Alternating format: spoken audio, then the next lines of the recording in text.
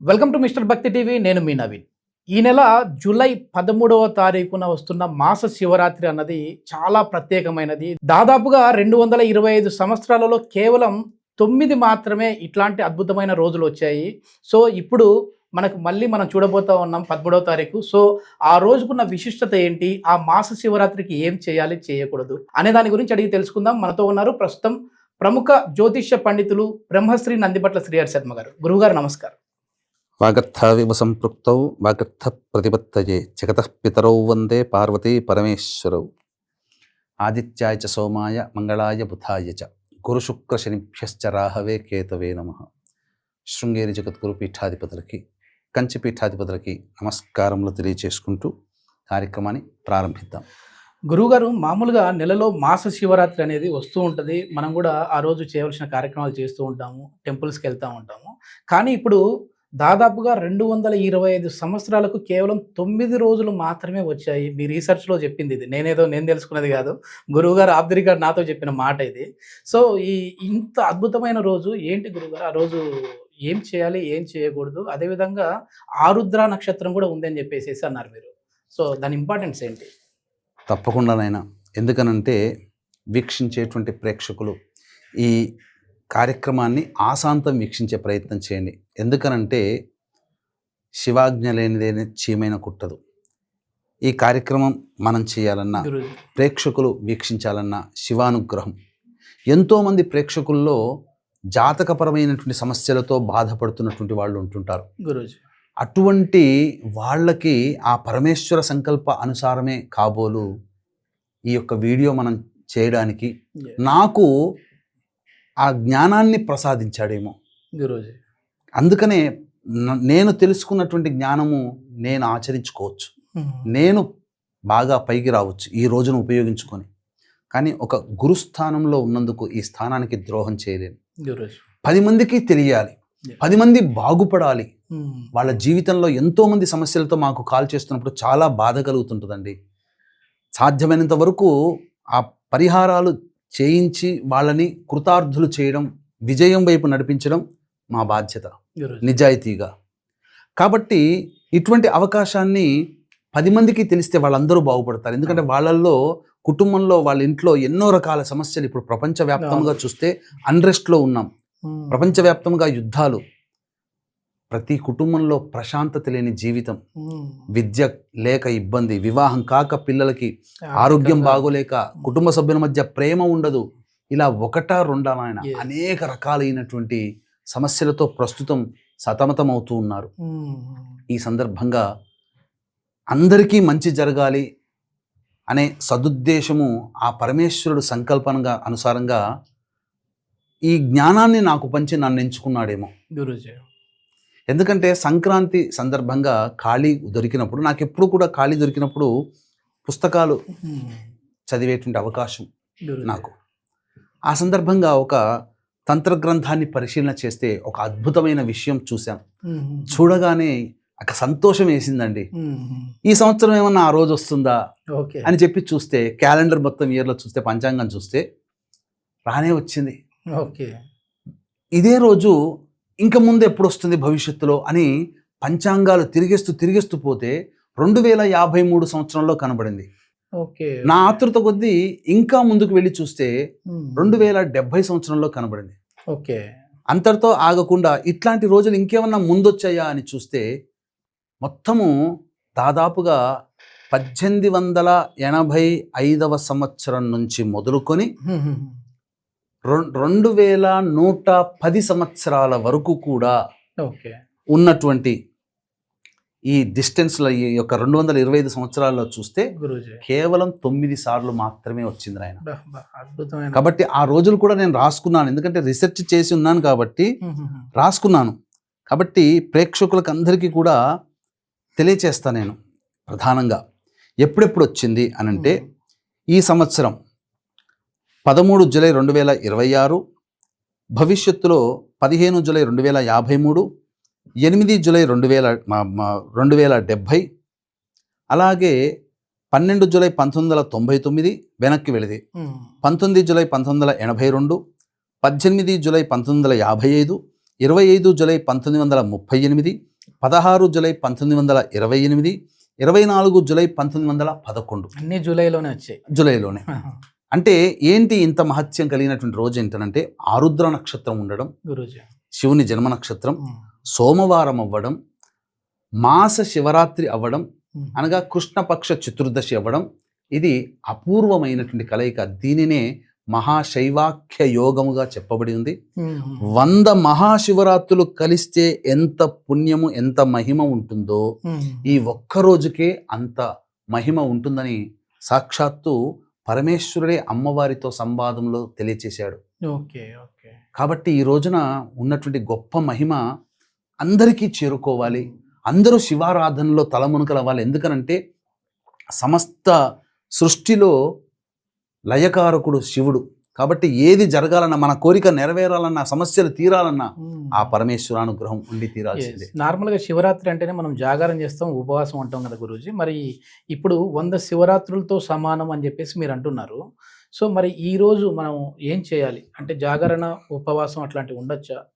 జాగరణ అంటే అది కూడా మనం దీంట్లో మామూలుగా మీరు చెప్తున్న ఫ్లోలోనే చెప్పండి గురించి. ఎందుకంటే జాగరణ అంటే ఏదో మూవీ చూస్తూ వెబ్ సిరీస్ పెట్టుకొని జాగరణ చేయడమా, లేకుంటే దైవారాధన చేస్తూ జాగరణ?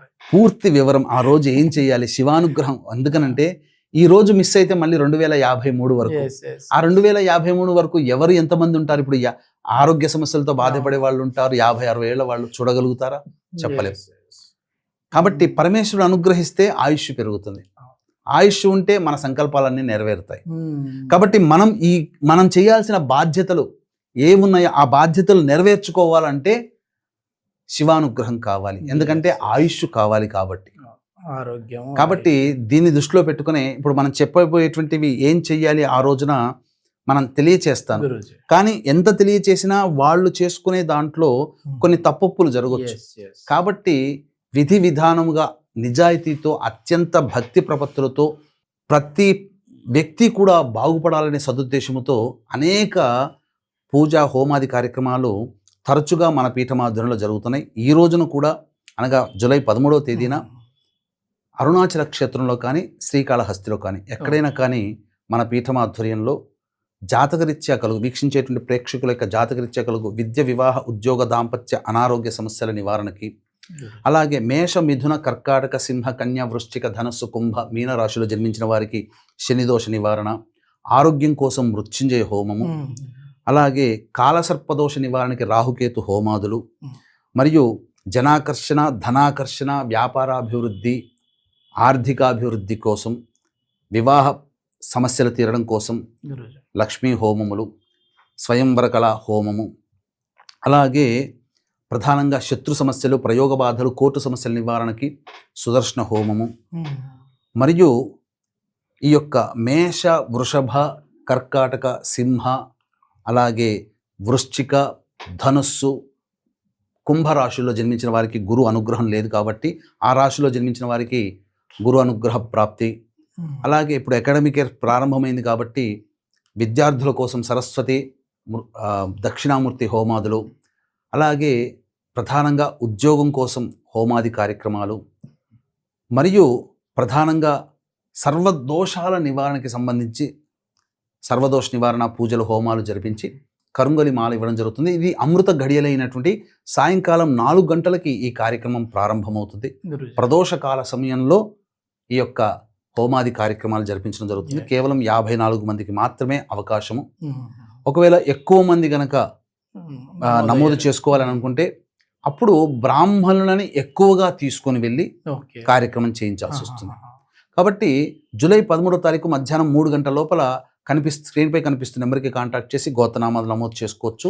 అవకాశం ఉంటే వీడియో చూడగానే నచ్చితే నమోదు చేసుకునే ప్రయత్నం చేయండి. ఇప్పుడు మీ పీఠం ఆధ్వర్యంలో అంటే మీ సమక్షంలో మీరే ఉంటారా గురు? నేనే ఉంటాను. ఆయన ఎక్కడగా నేను లేకుండా ఏ కార్యక్రమం చెయ్యాలి. ఇక మీరు అడిగినట్టుగా ఈ రోజు ఏం చెయ్యాలి? ముందు రోజు అనగా 12వ తారీఖు కానీ 11వ తారీఖు కానీ కొన్ని వస్తువులు తెచ్చుకోవాలి.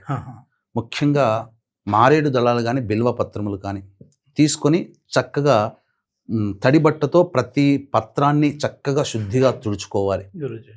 తుడుచుకొని తదనంతరం గరిక కూడా తెచ్చుకోవాలి. గరిక చాలా ఇంత పొడుగ్గా ఉంటుంది, కానీ అది కాదు. మారేడు దళానికి 3 ఆకులు ఏ విధంగానైతే ఉంటాయో గరికకి కూడా చివర్లో 3 ఉంటాయి. ఆ 3 నా దగ్గర తొడిమ దగ్గర కట్ చేసుకొని అవి దాచిపెట్టుకోవాలి. అవి కూడా తడిబట్టతో శుభ్రం చేసుకోవాలి వినమ్రతతో.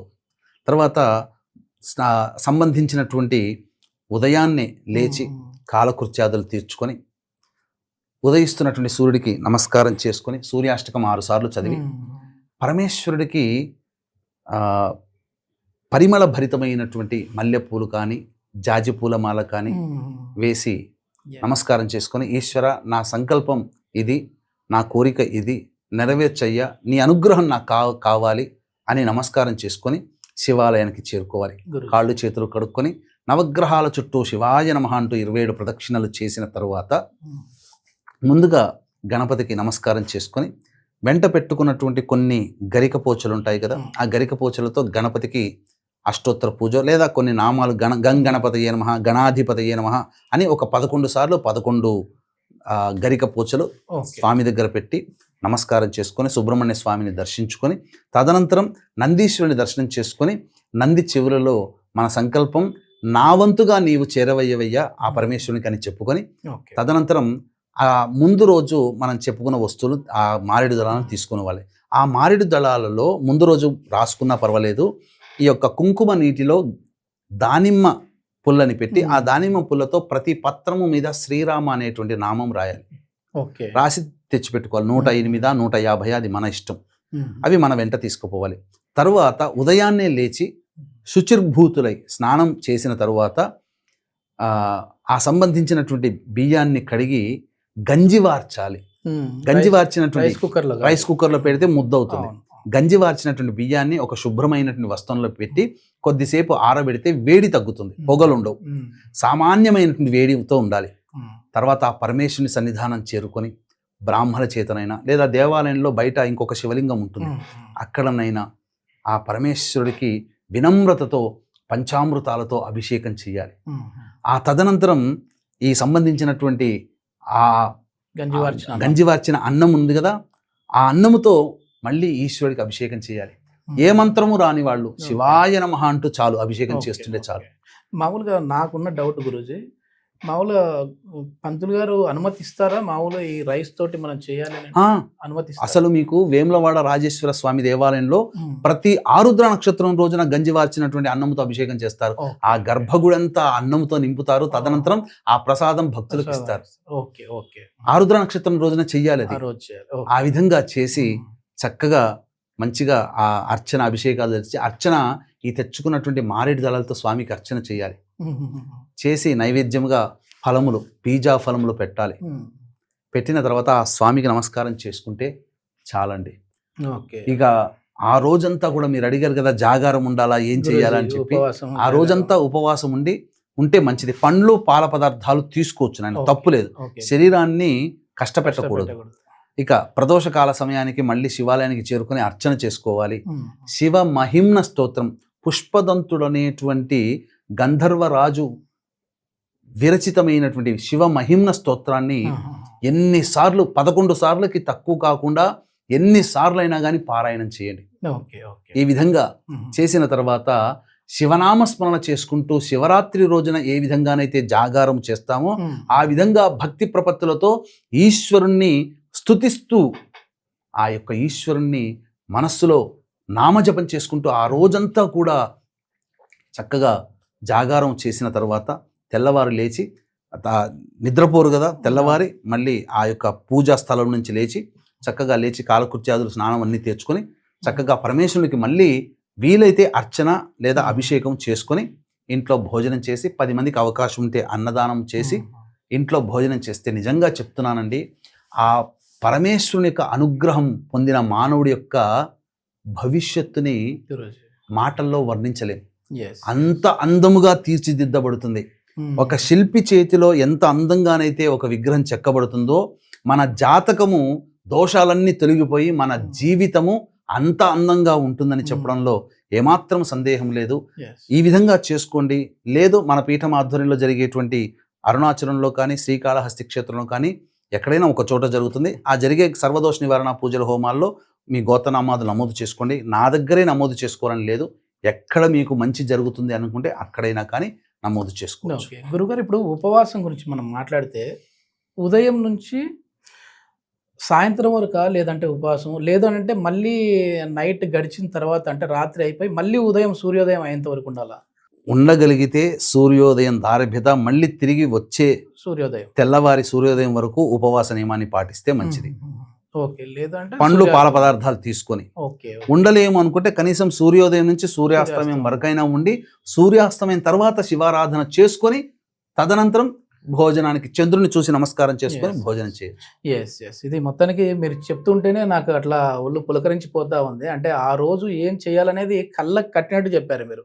సో మీరు హ్యాపీగా ఇంట్లో కానీ గుళ్ళో కానీ మీరు చేసుకుంటే ఈ విధంగా పూజా విధానం అయితే చేసుకోండి. లేదు అని అంటే గురువుగారి పీఠం ఆధ్వర్యంలో అరుణాచలంలో కానీ లేదు అని అంటే కాళహస్తిలో కానీ ఈ కార్యక్రమాలు అయితే జరిగే విధంగా ఉంటుంది. సో మీరు కూడా ఒకవేళ అక్కడ మీ గోత్రనామాలు మీ పేరు అందుకు ఇవ్వాలి అని అనుకుంటే కింద స్క్రోల్ అయ్యే నెంబర్కి కాల్ చేసేసి మీరు మీ పేరునైతే నమోదు చేసుకోవచ్చు. ధన్యవాదాలు గురుజీ.